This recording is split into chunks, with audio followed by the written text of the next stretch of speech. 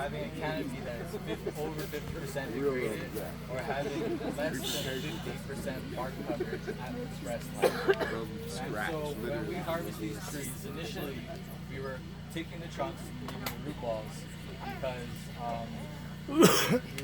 we were just selling the wood material.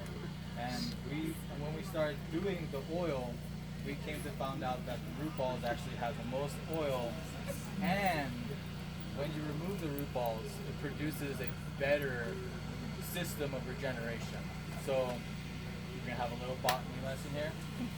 When you leave the trunk there, the trunk assumes apical dominance. So all the plant matter at the trunk is telling all of the other plant matter that this is where regeneration is going to happen, right here on that trunk, and it does that by emitting hormones. So what happens is if you remove that root ball, then the source of those hormones are no longer there, and you have a number of different root fragments in the ground. And so each one of these root fragments in the ground will act the same way that trunk did, and they will stimulate sprouting on those individual root fragments.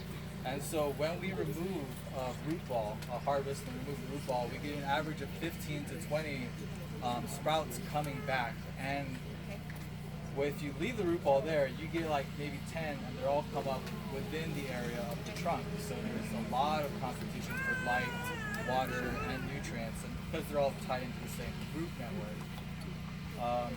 If you remove the trunk, they all get their own individual root network, their own little batch of nutrients to sprout from, and they're spread out over a larger area. So as they mature, their canopies will compete for light and less. They'll compete less for light.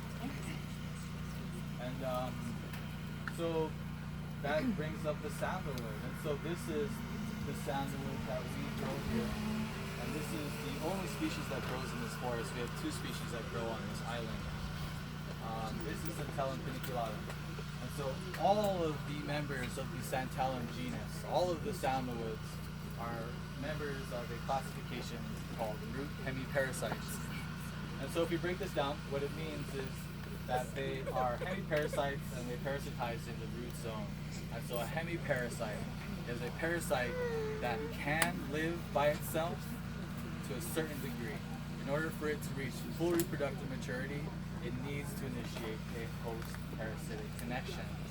And it does this with neighboring plants in the forest. And it does this through specialized organelles in the roots called haustoria. And they look like little marbles and they just encase a root.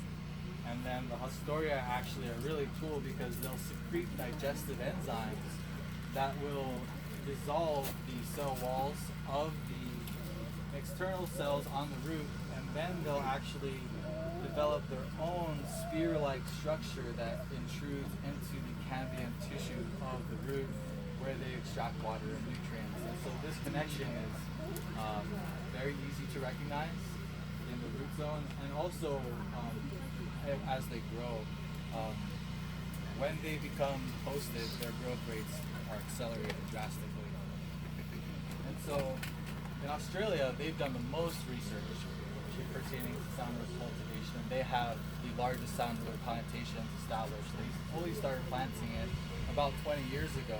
And if you think about how long sandalwood has existed in the international marketplace, for it to only have been cultivated in a commercial scale 20 years ago is kind of mind-blowing.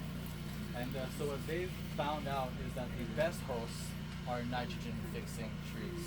And